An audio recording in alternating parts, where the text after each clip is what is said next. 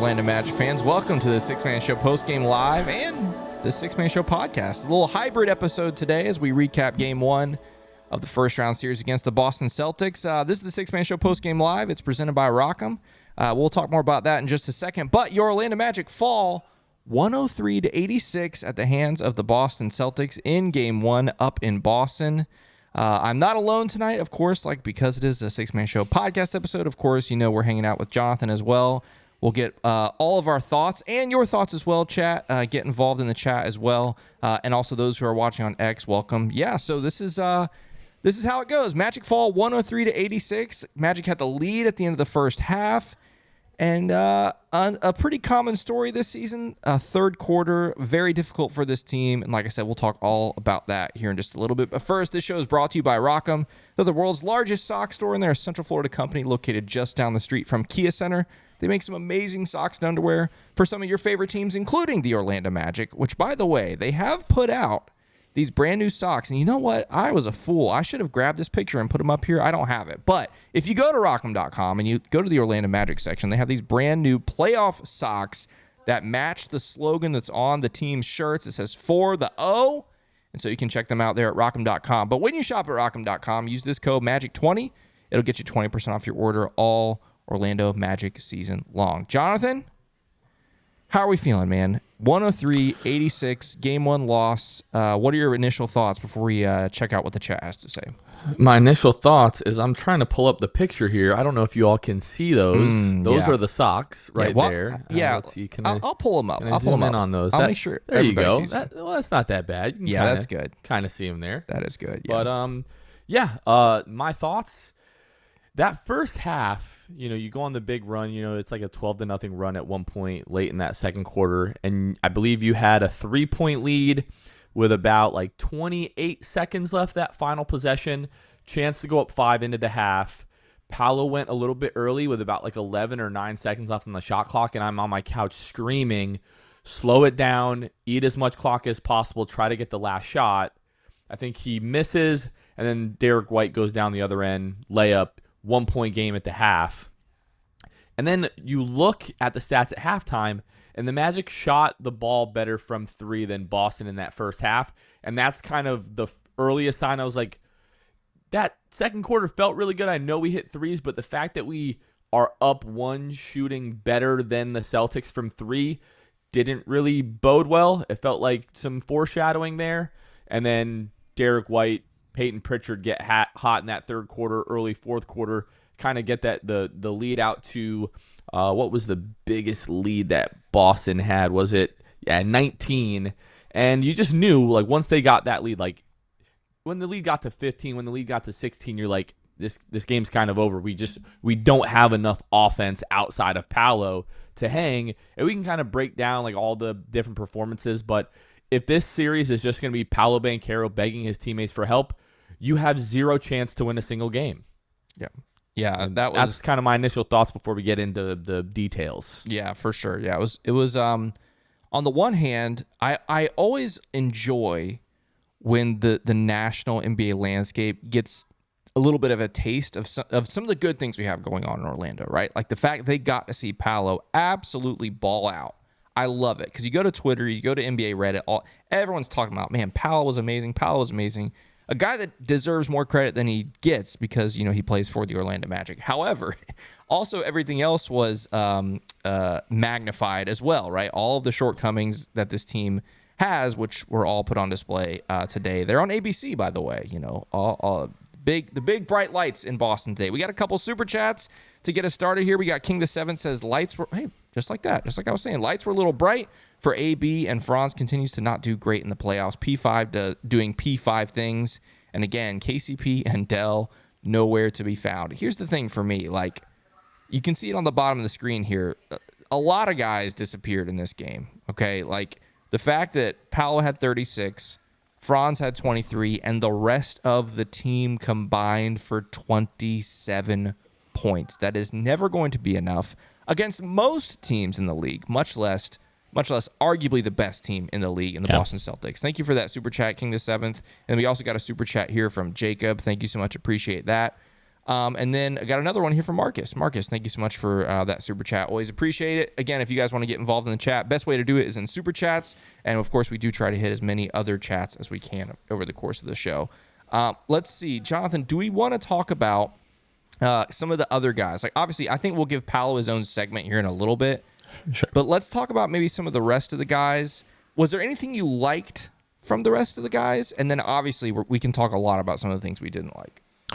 Defensively, I thought we were mostly fine. I mean, I do think White and Pritchard hit a couple of tough shots, but those guys combining for 59 points, that's just literally never going to get it done. Now we can say, oh, well, Brown and Tatum, those guys didn't have great games. Brown doesn't seem right. Like, from a health perspective, I know we knew about the knee going into the series, but just doesn't have any lift, doesn't seem to have kind of quite the same burst. Tatum, 8 of 22, 1 of 8 from 3. That's probably not going to continue now. Who knows what's going on with the wrist thing, which, let's beat NBA Reddit and all the other conspiracy theories to it first. First of all, it shouldn't have even been a flagrant. No. It was ruled a flagrant. And then he lays on the ground for like 5 minutes holding the wrist, and he's genuinely hurt. I'm not trying to take away from that, but it just felt like he got rewarded for laying on the ground for 5 minutes. They went back and reviewed it and then claimed that there was like unnecessary contact and follow through. And I didn't see a follow through at all. It just felt like a really bad flagrant 1 call. But we can't count on those guys playing poorly. Kristaps Porzingis was 1 of 8 from the floor. Like, their stars are going to have better games than this. So seeing the way that their bench kind of got going, and I was worried about Peyton Pritchard coming into this series anyways, because it just doesn't feel like the Magic have an answer for him, at least over the course of a series, maybe a game or two. He'll have a performance that AB might match, or Cole Anthony can match, or collectively both those guys together can match. But we just don't have that type of scoring, and especially shooting off the bench, where we know like Peyton Pritchard might win 6th man of the year. Like, we'll probably win 6th man of the year. And we just don't really have an answer for that. So although we knew the problems going into this series, they just became so much more glaring in this first game. You have a performance like that out of Paolo, and then everyone else just really doesn't give you anything. Like, you can look at Franz's stat line and say, okay, like, he was okay. He had 23 points, 8 in the second half, and he was like 3 for 10. On top of the 5 turnovers, 1 of 6 from behind the arc. I love Franz. Franz is great, but he's got to play better. Anyone on this roster not named Paolo, I'm looking at you and saying, you need to play better, or you don't have a chance in you-know-what in this series. Yeah, absolutely. And right on cue, Marcus with a super chat here says, talking about trading Franz is crazy.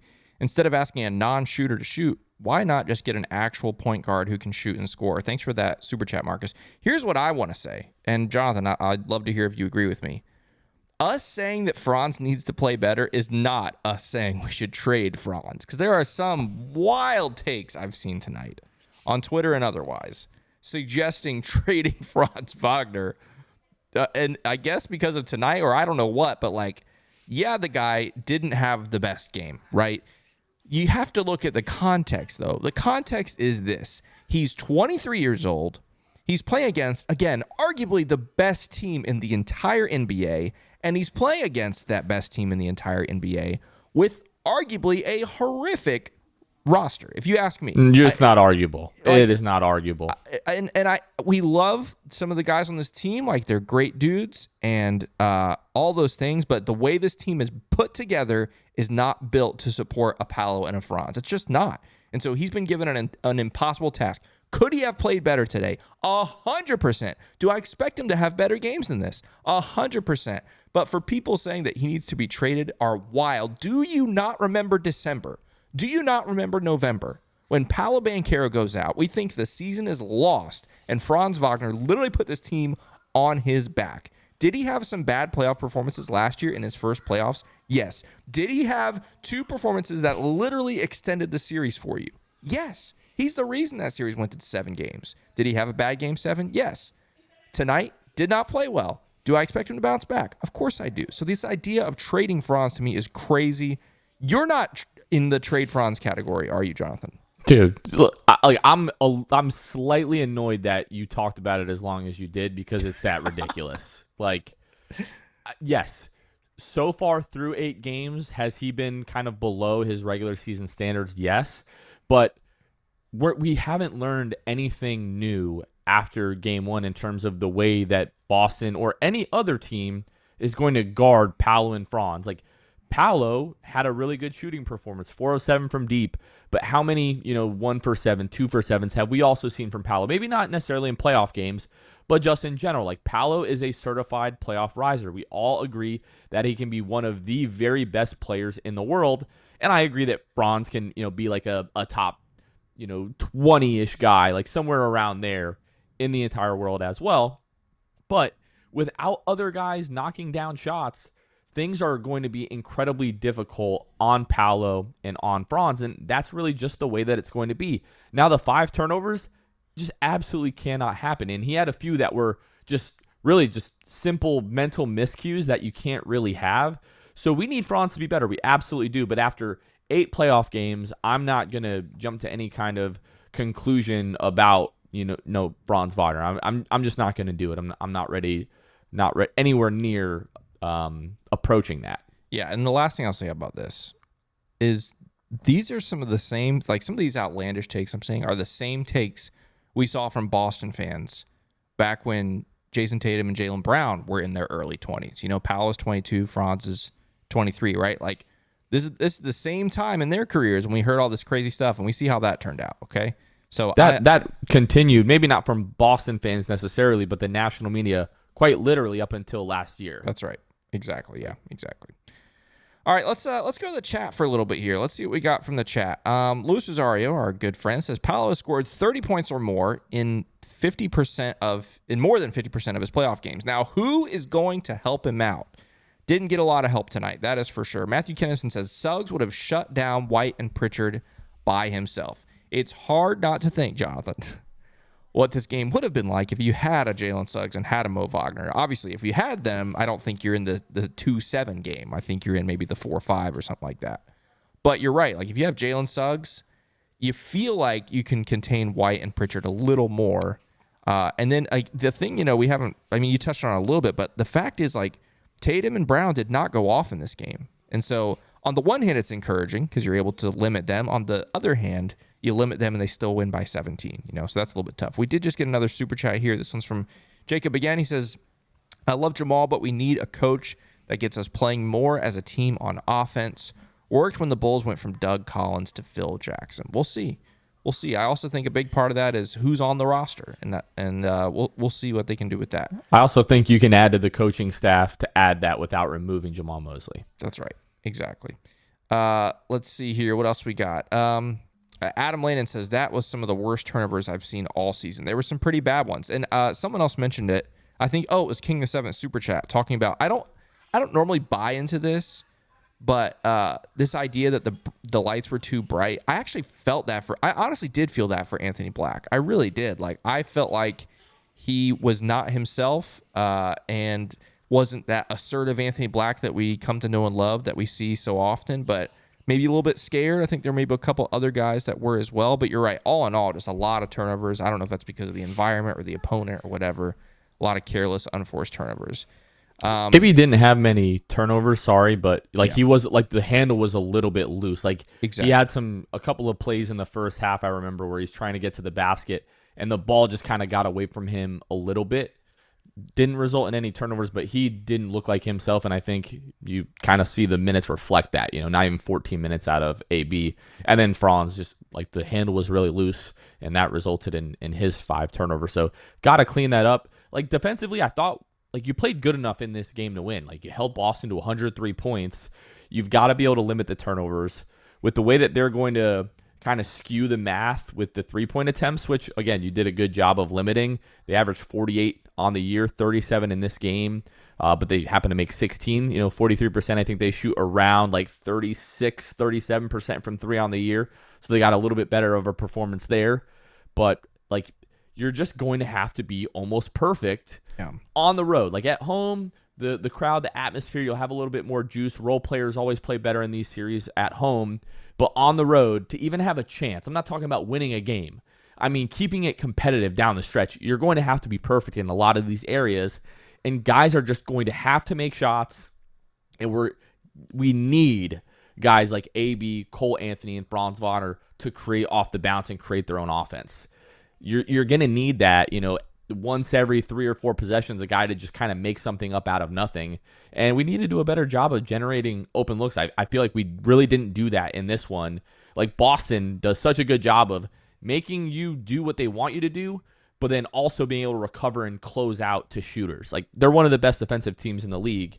And yeah, we have our work cut out for us. Yeah, which we knew that. That's the other part that like I'm surprised to see a lot of these reactions. Like, were there Magic fans that really expected us to go into Boston and win game 1? Like, obviously, we're diehard Magic fans, and there's a part of us that is always like, that's why we root for our sports teams, right? Is because that's why they play the games, to see what can happen. But at the end of the day, like, if you're able to analyze this, like, from a logic standpoint instead of a heart standpoint, a 17-point loss in game 1 isn't all that shocking, if you ask me.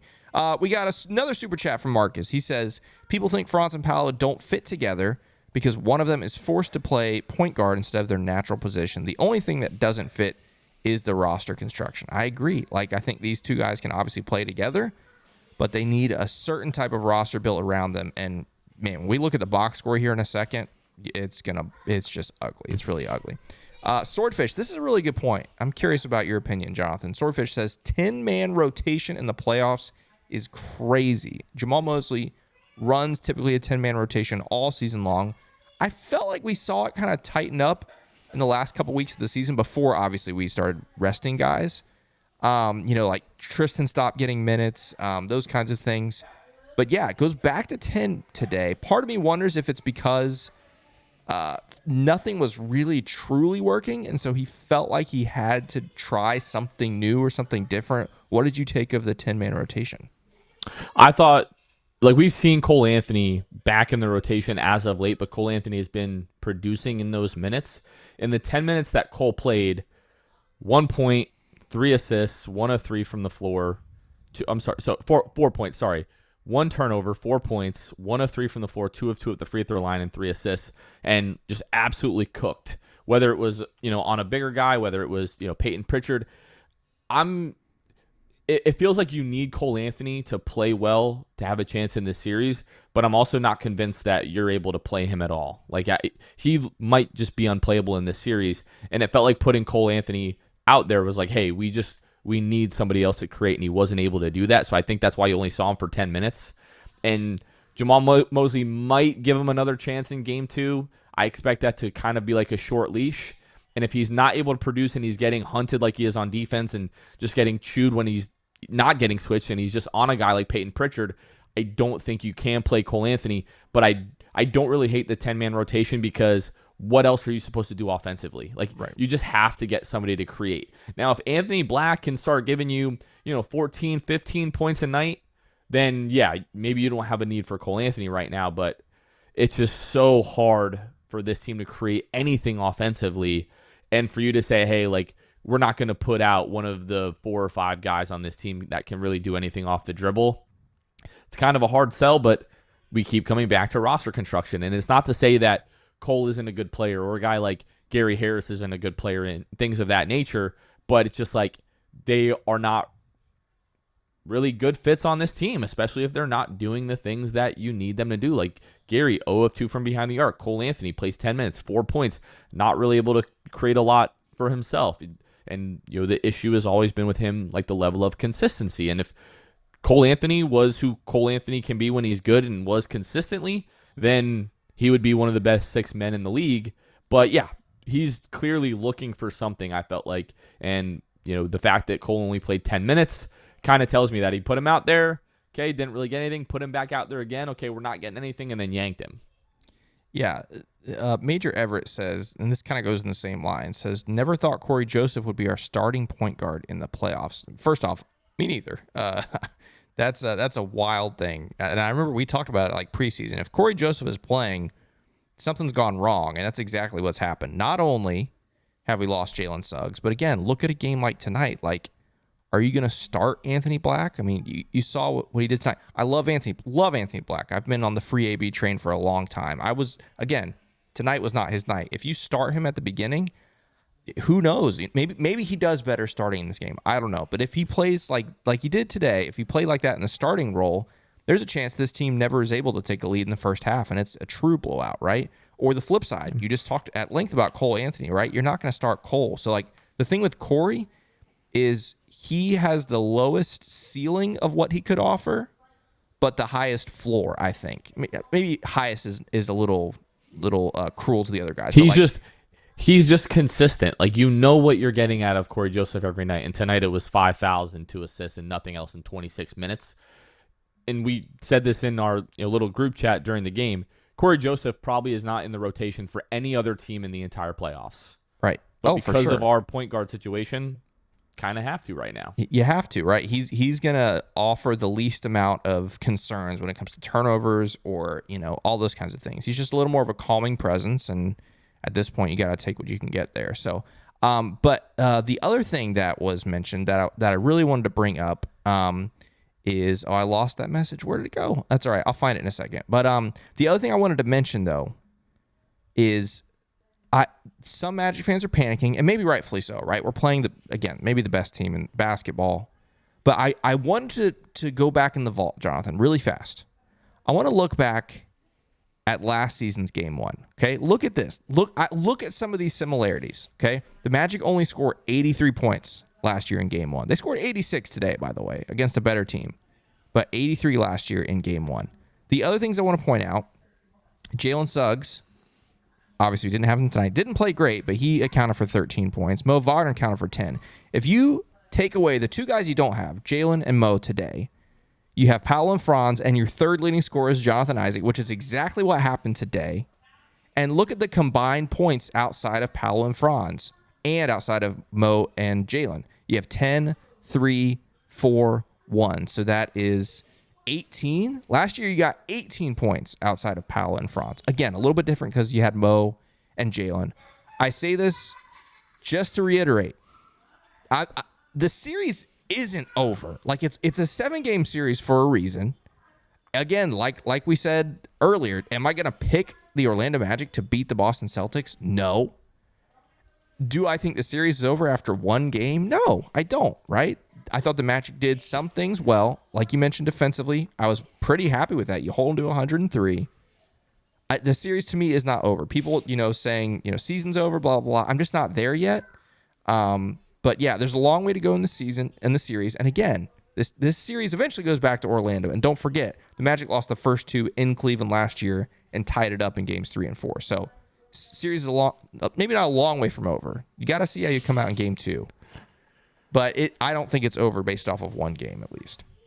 Yeah, and let's also remember that a lot of people are picking the Celtics in 4, the Celtics in 5 in this series. So nothing that happened, nothing. My thought process and the way that I view this team and the way that I view the players on it, nothing has changed so far. Now, talk to me when the series is over. Maybe there's some guys I'm like, oh, okay, we saw a little bit more out of them, or okay, maybe this guy isn't anywhere near, being kind of what we need in the playoffs. And right now, let's just kind of wait and see. Not going to draw any major conclusions based off of this one game. But yeah, ultimately, kind of what we thought was going to happen happened. If you don't get stellar shooting performances and scoring performances out of Franz and Paolo, you really don't have a chance in this series. And that's exactly what we said. You may be able to claw out a Game 3 home win, not shooting the ball exactly spectacularly, but you're certainly not going to win on the road Game 1 with 23 points outside of Franz and Paolo, something like that. Just ridiculous. Yeah, it's never going to be good enough. And again, especially considering the opponent. I want to take a quick break. We'll get back to the chat here in just a second. But first, do want to let you guys know about our friends over at Jam Hot Chicken, who is bringing jams, culture, and hot chicken to the heart of Winter Park. They're a Nashville and LA-inspired hot chicken shack, locally owned and operated in Winter Park, Florida, at 400 West New England Avenue, Suite 13. They're in Hannibal Square. You can follow them at Jam Hot Chicken on all social media and check out their website, jamhotchickenfl.com. where you can access the menu, order online, and check out all things Jam Hot. We love Jam Hot Chicken, not just because they have the best chicken in Central Florida, but because they're owned and operated by some die-hard Orlando Magic fans who love this fan community and love the Orlando Magic. So if you're ever in Winter Park and you're hungry, go check out Jam Hot Chicken and let them know that the Six Man Show sent you. This episode is also brought to you by our friends Pierre A., Richard Tuttle, Goody 93 Fuchsia, and Jose Moreira. These are some of our Hall of Fame and Elite Tier patrons, folks like you who help support the Six Man Show and allow us to do everything that we do. Post-game lives, watch parties, all that kind of stuff, every episode really. So if you want to help support the show and help us do what we do and continue to do so, head on over to patreon.com/the Six Man Show. Any of the tiers that are available, pick the one that works best for you. We give our brand new patrons a special shout out each and every episode whenever we have them. And then we shout out a handful of our Elite and Hall of Fame tier patrons each episode. So big shout out to all of our patrons. Absolutely. Speaking of patrons, here's one. It's Armin. He says, just how things go. Defense was solid. Powell and Franz take over.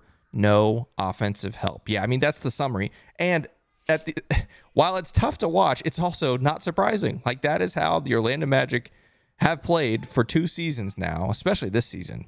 And so, yeah, as painful as it is to watch, it's also not surprising at all.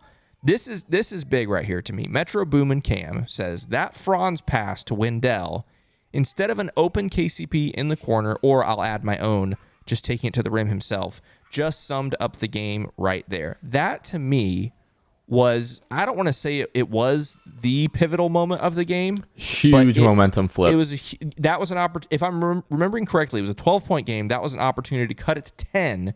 Instead, they turned right around, and I think it was Derek White or somebody got a 2. So it's, instead of it's 12, it's 14.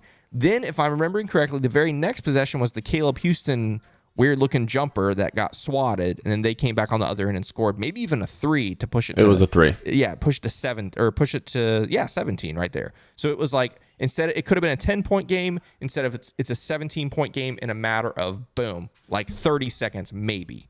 And so that to me was like the moment where it felt like the game, I don't know if it was fully out of hand statistically, but that's where it was like, man, if we had a chance, that was it. Another moment that I thought really encapsulated this game, I don't know if it was late in the third or in the fourth, Paolo's driving to the lane with like 2 or 3 guys hanging on him. Franz is wide open in the corner, and Paolo kind of like looks out of the corner of his eyes like, nah, I'm just taking this up myself, and think he was blocked. But that was like, hey, Paolo really can't trust his teammates right now. Yeah, exactly. When he does, they're just not capitalizing. Yeah, that's, which can't blame him, right? Like, you can't blame him at all. So I felt like the right play was to swing it, but I was also like, yeah, I kind of get it right now. Yeah, don't blame you. So Wavy says fast break threes kill us. I mean, that's what they do, man. Like, they kill everybody with those fast break threes. But man, that's part of why a game like this is so demoralizing, I think, for Magic fans, because they see the Orlando Magic have to work so hard on offense for everything we do. And even when we get good looks from 3, we can't knock them down. Meanwhile, the Boston Celtics, or insert whatever other team you want, Celtics, Cavs, whomever, it feels like they chuck threes, sometimes contested, sometimes it's quote-unquote ill-advised on the break like that, and they're just draining them, right? Like, I think that's part of the added frustration for Magic fans is like, man, it's just tough. Every single possession is so tough. It's so ironic that the Magic were really one of the teams that helped usher in this like 3-point age, and like they like showed you it, and then they're like, all of a sudden, here, you guys have this. We're gonna just leave for a decade plus. Like, I've joked with Carmen for years that when I watch other NBA games, it feels like I'm watching a different sport because it just doesn't resemble at all what we watch on a nightly basis. Exactly. Yeah, it's totally different. Let's see here. Blake says held Boston to 103. That's something to be proud of. Yeah, I mean, I think defense, especially on some of their key guys, you limit all of them. We'll see if maybe they can limit some of the. I don't want to say. I guess role players might be fair, but some of those guys just, man, really. Like the defense in rebounding, like I felt was fine. Like you're 37% from 3, which most of us like we would take that all the time. But when 6 of them are coming just from Paolo and Kentavious Caldwell-Pope, and you made 10 of them, like that's just not gonna cut it. So like the turnovers had to have been perfect, and then you just have to shoot better in this game. I mean, you're 10 of 27 from 3, so you were 24 for 54 for 2. Like, that's terrible. Yeah, not good. The Sauce Zone says Franz had a rough one. It happens, but he is overextended, so it's understandable. Jalen says only idiots would say trade Franz. Let's see. I'm Jovi says the playoffs always make our flaws so glaring. Facts, man. The playoffs are like the magnifying glass, right? Whatever, like successes or failures or flaws your team has had through 82 games, it just gets magnified in the playoffs, right? Like, and unfortunately, that definitely came true today. We'll see how the Magic can bounce back over the coming 3 to 6 future games against the Celtics. Dari says people are so quick to sell their stock in Franz or Paolo when they hit minor speed bumps. Facts, man. I have a really hard time. Again, like Franz played elite for 2 months, and now all of a sudden we're talking about trading him. It's crazy. Kevin says Goga needs minutes this series. This is interesting. I am curious to talk about the center position as a whole that we saw today. Obviously, Wendell got the start. We saw a lot of Jonathan. A lot might be relative. What did Jonathan play? 18 minutes. Okay, but Goga doesn't play until garbage time there. What do you think about Goga's potential matchup with the Celtics? It's an interesting question when it comes to rim protection. I think that could be something, but I'm not sure about the rest of his game. What do you think about Goga? If we let the Celtics put up 120 points today, maybe I'd be a bit more willing to entertain that. I'm not saying that we don't need more out of Wendell Carter Jr., but I don't think Goga is the answer at this point. Yeah, since he had that stretch early in the season, like you put him in and you never know what you're going to get. Like when he was starting, we're like, well, we know what we're getting from Goga every night. He's going to defend the rim and he's going to rebound and he's going to make the right pass and so on and so forth. But like since he's kind of fallen out of the rotation and a lot of times just kind of like, I don't want to say moping on the bench when he's not playing, but it kind of feels like that. He just has not been the same guy and has not been consistent. So I don't think that Goga is the answer. Yeah, it's hard for me to imagine the way the Celtics, run their guys out there. Like if they had a more traditional big man type thing, I think there might be some room for that. Like if we were playing the Cavs who run, an Evan Mobley and a Jarrett Allen, two like more traditional bigs, I would think maybe there's a chance that Goga gets more time, but the way the Celtics run their guys out there, it's hard for me to picture that. Jonathan, what do you say? Let's go to the box score and let's just peruse this work of art from your Orlando Magic. Franz with 23, 3 boards, 5 assists, a steal, 2 blocks. The bad is 5 turnovers. That's never good. 1 of 6 from 3. That's 16%. And 10 of 24 from the field. 41% for Franz. Not great. Paolo, good grief. 36, 11, 4, a steal, a block. The 4 turnovers not great, but everything else considered, you'll take it because he goes 4 of 7 from 3 and 14 of 27 from the field. Then you got Wendell. We just talked about him. Did grab 13 boards, so you got to give him credit for that. But only 4 points, 2 of 6 from the field, 0 of 2 from 3. I feel like if Wendell is not knocking down threes, I think that's going to really shorten the season. I think not that he needs to knock down a ton, but he needs to keep the defense honest by hitting probably 1 a game if we're going to have a chance. Speaking of hitting threes, KCP ends up with 6 points tonight. 50% from 3, you love that, but it's only 2 of 4. I'd love to be able to find ways to get more shots for him. I know that's easier said than done. It's the Boston Celtics. They obviously defend the perimeter really well. Corey Joseph, we talked about him. Just 26 minutes for him, did not score. Anthony Black, only 13 minutes for him tonight. 3 points, 4 boards. J.I. Scores 7 points and 2 boards in 18 minutes. Caleb Houston gets 13 minutes, scores 3, went 1 of 2 from 3. Gary Harris plays 13 minutes. Magic fans going to love that. Also did not score, 0 for 2 from the field. Cole Anthony played 10 minutes, dropped those 4 points that we talked about. And then Tristan and Goga came in garbage time after the game was done. So Magic shot 42% from the field, 37% from 3. Or the Magic did not, bomb from 3 tonight. Like 37%, that's above league average. You got to feel good if the Magic do that every game this series. Unfortunately, when you look at the Boston, what did Boston end up? Let's see. Boston ended up 16 of 30. Wait, 16 of 37, is that right? Okay, yeah, 16 of 37, 43%, 6 more threes than you. That means 18 more points from beyond the arc, but that's just what they do. Looking at the team stats real fast, Boston wins that first quarter. Magic win the second quarter to take that 1-point lead into the half, but then the third quarter is where the game got away from them, and the fourth quarter just solidified it.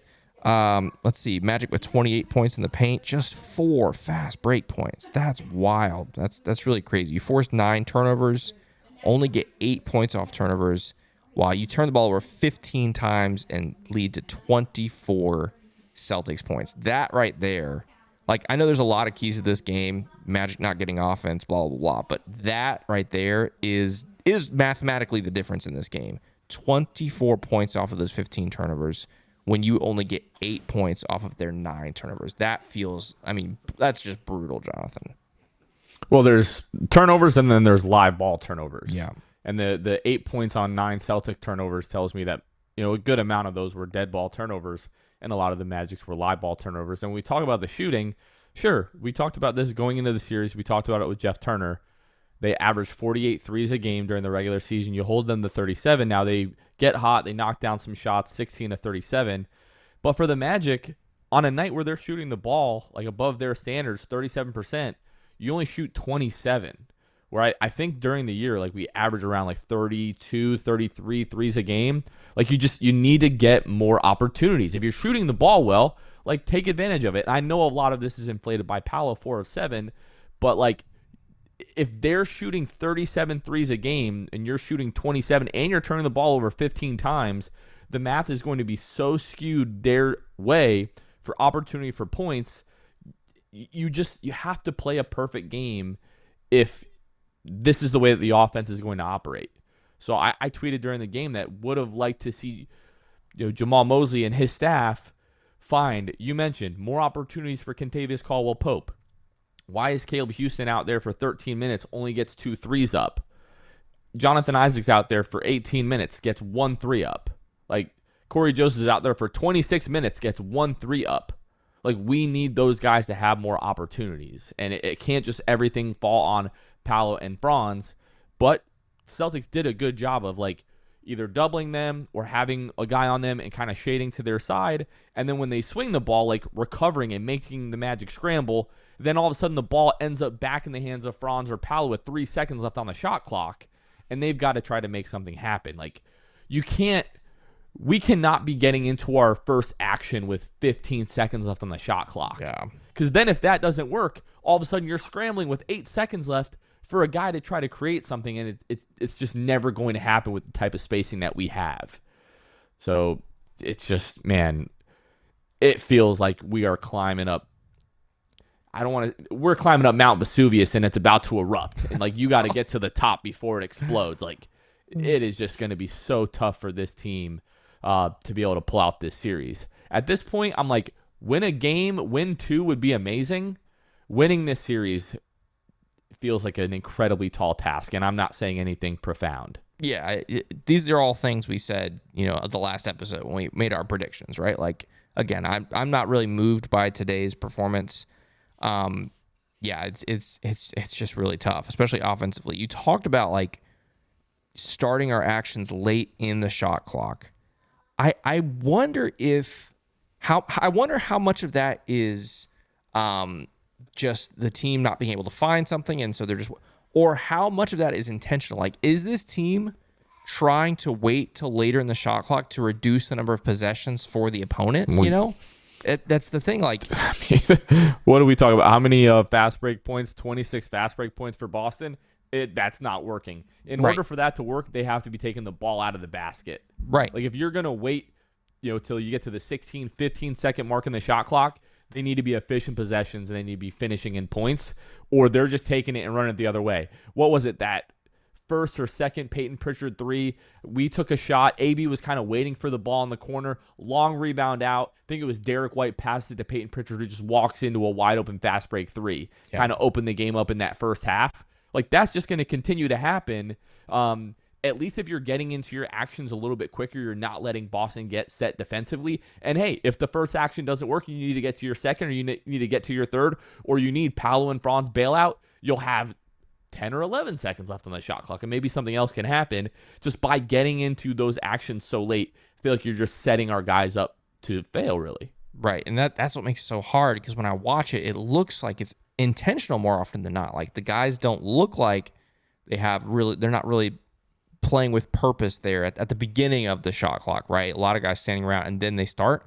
So again, I don't know if it's by design or if they're just, they struggle, because again, this is not new. Like, the Magic do this a lot during the regular season. We just got a super chat from Shahin, says, Derek White isn't going to kill us every night. Let's bring back the same defensive intensity. Any two role players showing up and we have a shot. Still hyped. Go Magic. Yeah, the hard part is, and Shahin knows this, he's a loyal Magic fan, obviously. The hard part is, like, patron. Yeah, and a patron. The hard part is, this is the Orlando Magic way, right? Like, as currently constructed, every night you go into it thinking, because of Paolo and Franz, we have a chance. If one or two other guys step up just a little bit, we have a really good chance, right? And unfortunately, that's just the way it is. And so a game like today, Paolo steps up big time. Franz has a good first half, and that's the end of the sentence, right? There's no other rest of the sentence, and that's what leads to a game like this where you lose by 17. But yeah, you're exactly right. If we can get games when one or two more guys can step up, it totally changes the outlook of the game.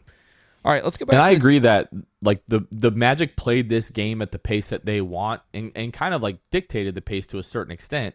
But if you're giving them fast break opportunities because you can't put the ball in the basket, it's kind of like, I guess, then what is the point? Because you kind of need more opportunities to score, and playing at a faster pace gives you that. But then it's like, well, do we also want to give Boston more opportunity to score? Like, that's where, like, limiting the turnovers and knocking down shots comes into play. Absolutely, yeah. Back to the chat we go. Blake says, Franz will be fine. I implore our fan base to stop being so reactionary and appreciate this fabulous opportunity we have in this series, getting to play the champs. Absolutely. It's a mixed bag, right? There's part of me that 100% agrees, like, this is an amazing opportunity, win or loss. And part of me just wants to win. You know, that's the hard part, right? Like, I'd like to think we're past moral victories at this point, but there might be a little mix of both. Let's see. Duval says, I miss Suggs' energy. I also miss Mo. Facts, man. I mean, obviously we've missed them all season long, but to have those guys in a series like this would have been awesome. All right, let's see what else we got here. Major Everett says, at least we look good at points. Last year we looked horrendous in games 1 and 2.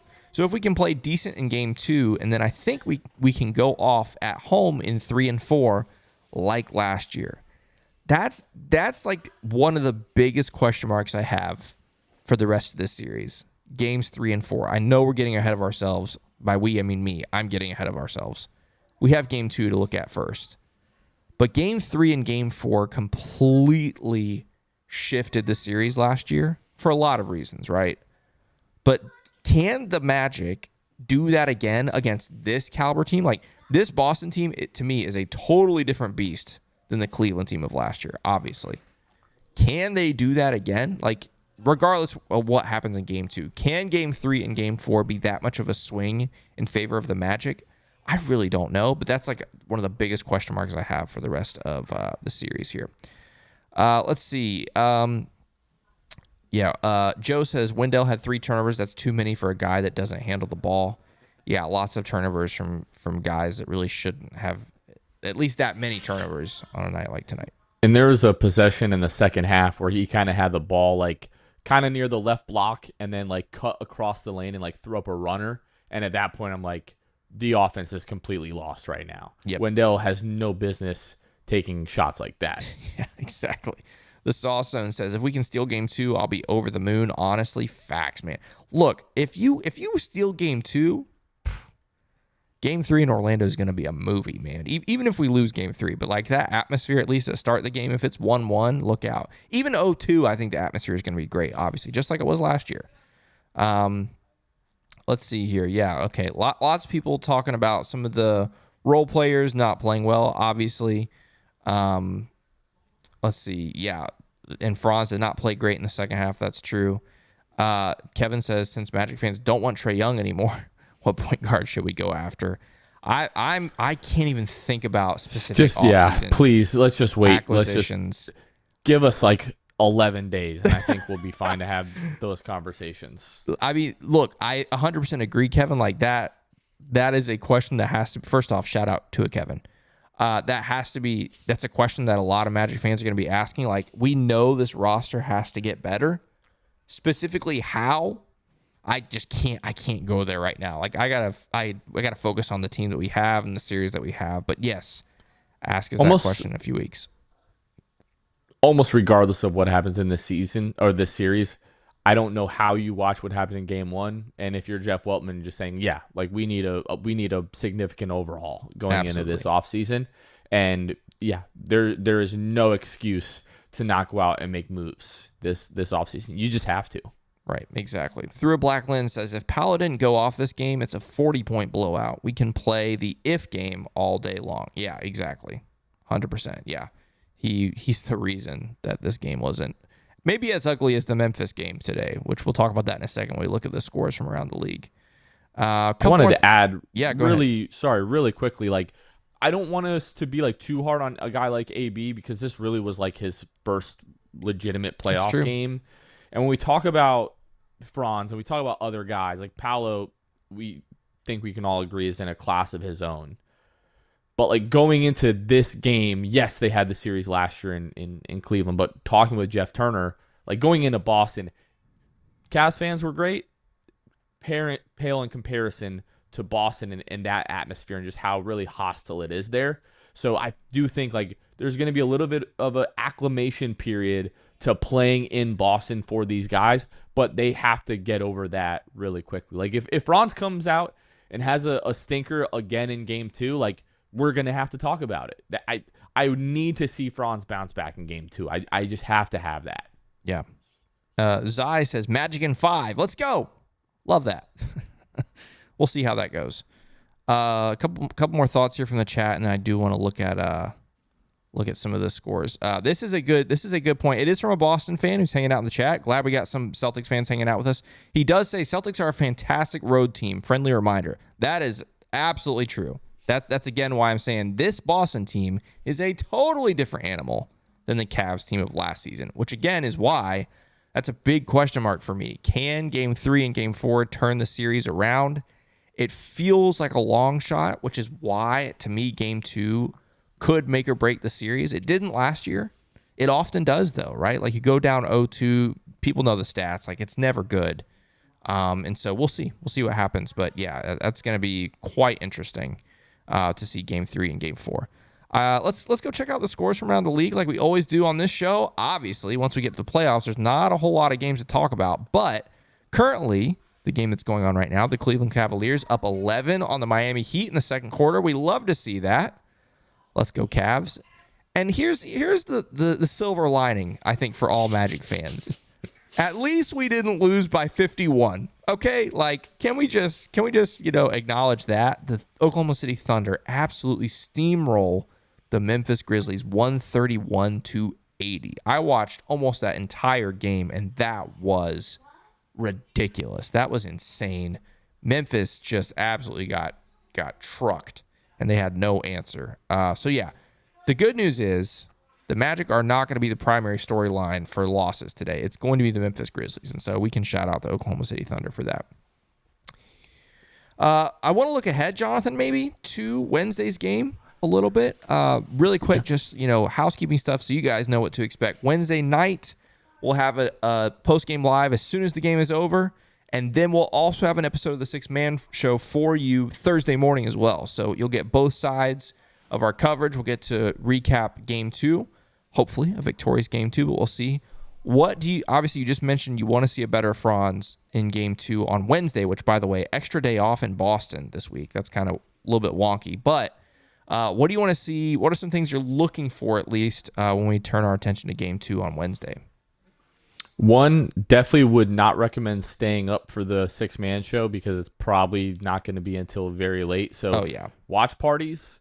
Wednesday night, one at Wall Street, where I'll be and some of the team from the six-man show will be there. One at Stadium Club and one at Social House. So 3 watch parties going on for all of the playoff away games this year. Again, Wall Street, Stadium Club, Social House. And so, yeah, once all of that is done, I've got the good old hour and 40-minute drive back home. Then Kevin and I will record, edit, get that up as quickly as possible. But things to look out for. Paolo needs to continue to do what Paolo did. We need a big bounce back game from Franz. And I just need to see something out of everybody. Everybody talking about there's a running joke now. Anytime that Wendell talks about how big a game is, you can just chalk up a loss, because I think it's like 4 or 5 straight games where if he has any type of soundbite in the shoot around the morning or before the game or the morning of the game, the Magic just come out and lose those games. So I need to see these guys like put up or shut up. Like, talk about how big of a game it is. Come out and play like it's a big game. Like, have a good game in a big game. You cannot leave Paolo and Franz out there like to dry.